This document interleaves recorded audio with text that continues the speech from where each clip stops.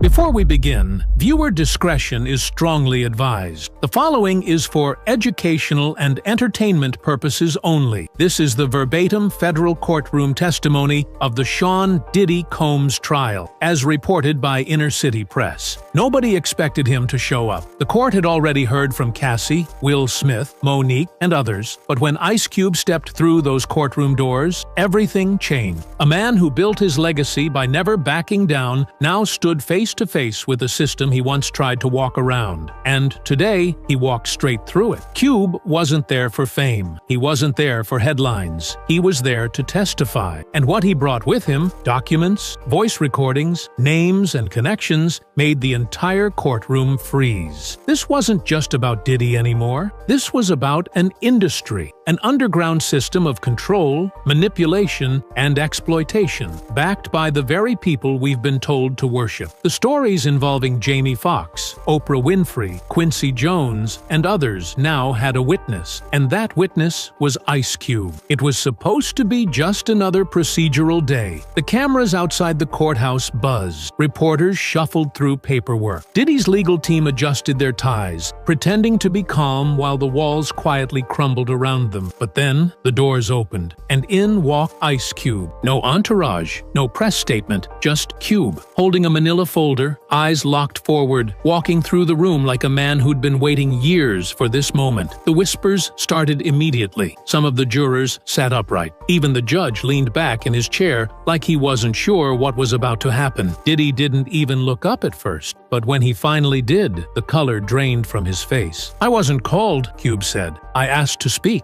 The judge nodded. There was something about his voice. Steady, heavy. It didn't sound rehearsed. It sounded like testimony that had been simmering under the surface of hip-hop for 3 decades. And the first thing he said? "Some of y'all didn't realize I'm not part of the club," and that's what pissed them off. The courtroom fell into silence. Cube didn't speak as a rapper. He didn't speak as an actor. He spoke as a man who'd survived the system, watched others fall into it, and finally decided to rip the cover off the entire thing. He began with the club, the one nobody names, but everybody knows. The insiders, the gatekeepers, the ones who smile on camera and control everything behind the curtain. "They don't want you in because they like you," Cube said. "They want you in so they can control you. And when you say no, that's when it starts." He looked toward Diddy, who was now visibly shaken. "That's when they start with the whispers, the canceled meeting, the bad press, the fake scandal, the calls you don't even hear them make." The courtroom hung on every word. Cube said he'd seen it happen over and over. Good people, real artists, brought in, offered a taste of the kingdom, and then told to kneel. They want you to sign the paper. They want you to play the part. And if you don't, they make sure you don't work again. And he made it clear Diddy wasn't just in the club. He was running it. He paused. The judge asked if he needed a break. Ice Cube shook his head. He turned back to the jury. "You want to know why I'm here?" he said. "Because they tried to break a man I respect. Jamie Foxx." You could hear the reporters' pens stop. Every eye in the courtroom shifted. Cube said it started the way it always does, with the illusion of friendship, the open invitations, the parties, the phone calls from people you never thought would have your number. Jamie was rising. Talent undeniable, energy unmatched, and that's when they circled. "First it's flattery," Cube said, "then it's favors, then it's control." He told the jury that Jamie Foxx confided in him more than once, quietly, carefully, fearfully. "They bring you in like family, and if you play along, they call you brilliant. But if you don't," he let the silence answer. Cube testified about the infamous basketball parties, the no-phones policy, the black SUVs, the strange guests. "It wasn't just basketball," he said.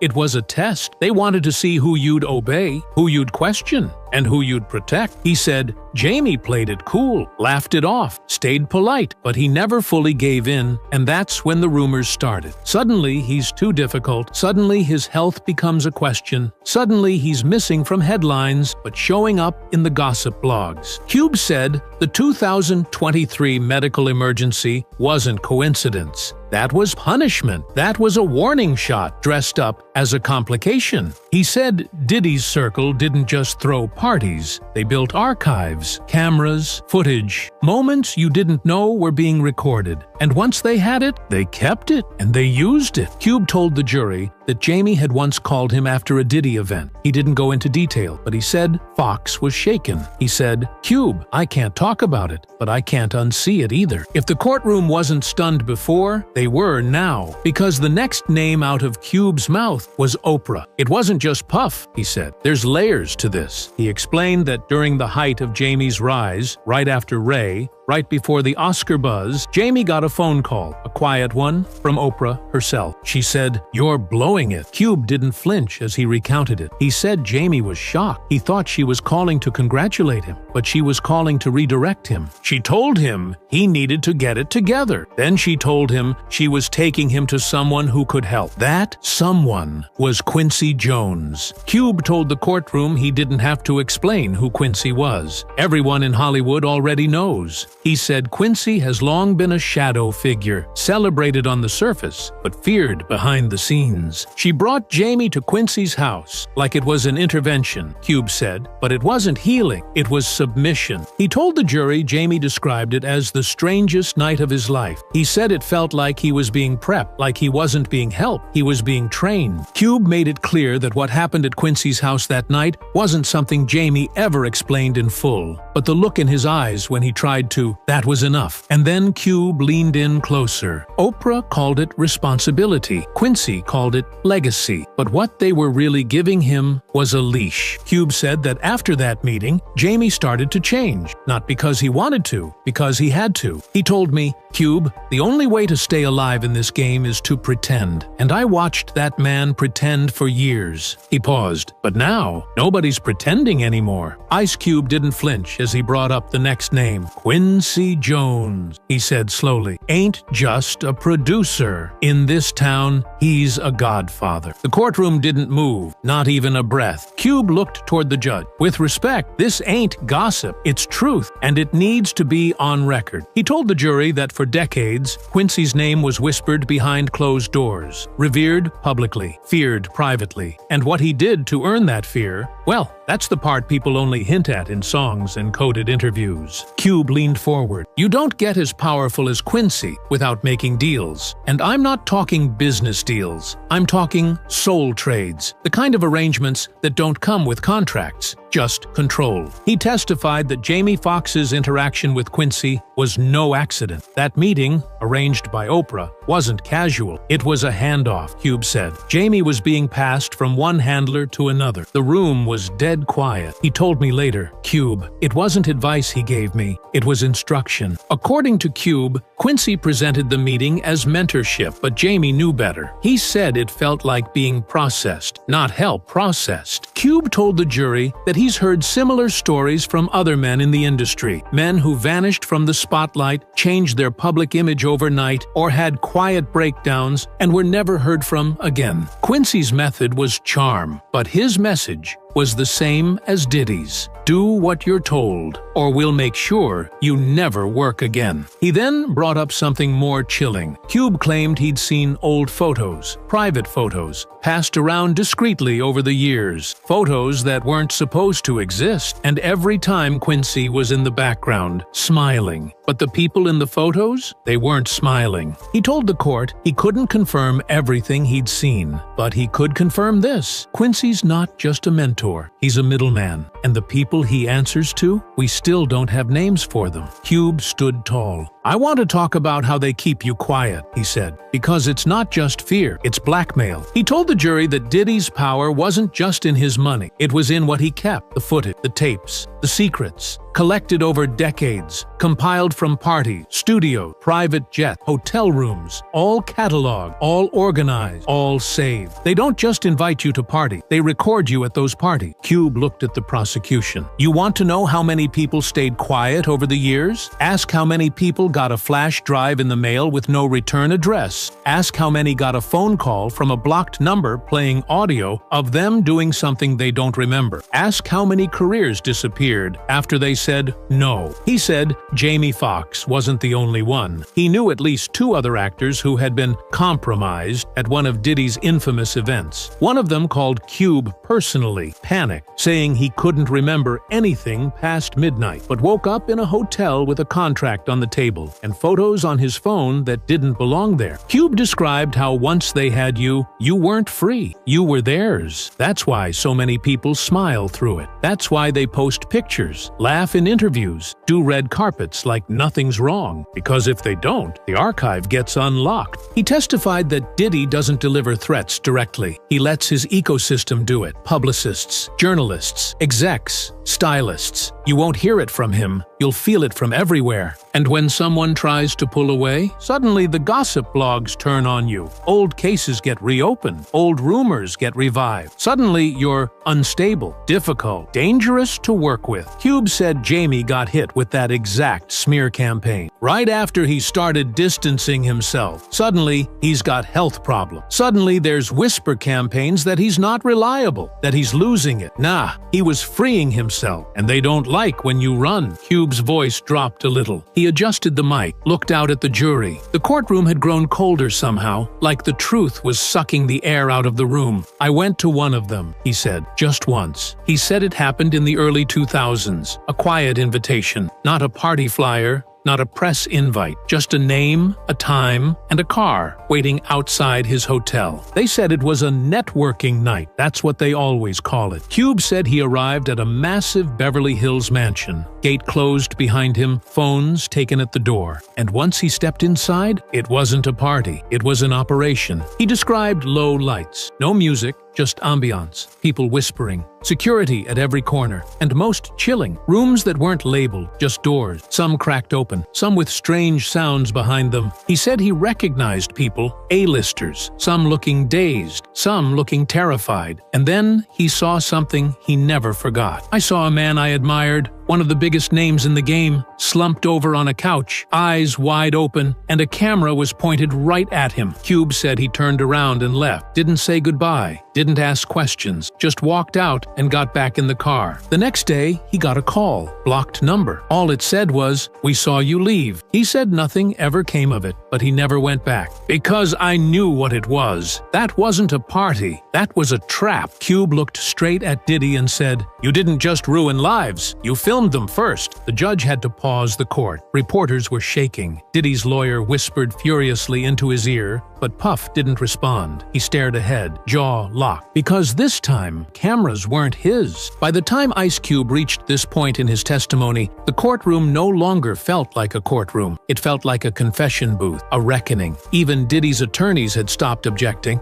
The damage had already been done, and Cube wasn't finished. They didn't just try to silence Jamie Foxx, he said. They tried to erase him. He told the jury that in Hollywood, silence isn't requested. It's enforced through patterns, through pressure, and through precision attacks that make it look like someone just slipped off the radar. But behind the scenes, it's surgical. After Jamie walked away from those parties, things started happening, Cube said. Roles he was confirmed for, gone, rumors, popping up everywhere. One day he's a legend. The next, he's unreliable, difficult, problematic. Cube paused. Let that word hang. They use that one a lot. Problematic. It's code for he said no. He pulled out a document, a calendar of meetings and bookings for Jamie between 2019 and 2021. The jury looked confused until Cube highlighted a series of cancellations, back to back to back, all tied to execs with direct connections to Bad Boy, Revolt TV, or one of Diddy's satellite companies. Coincidence? Not a chance. He described how Jamie's Netflix projects were pushed, how scripts he was set to produce were suddenly stuck in legal, how collaborators he'd worked with for years suddenly stopped answering. And then came the health scare, Cube said quietly. He looked down for a moment, then continued, "You really think that was natural? That a man like Jamie, in peak shape, just collapses during filming?" That it happens right after he started making noise about what he saw? Cube didn't accuse, he implied, but the weight behind his words made it clear what he believed. I don't know what happened in that hospital, he said, but I know fear, and I know retaliation. And that wasn't just a medical incident, that was a message. Cube claimed Jamie was being punished not just for what he said, but for what he refused to be: a puppet, a mouthpiece, a tool. He said Jamie was offered multiple chances to come back into the fold. They offered him roles. They offered him press redemption. All he had to do was smile, shake hands, and act like nothing happened. But Jamie refused. That's when they tried to replace him.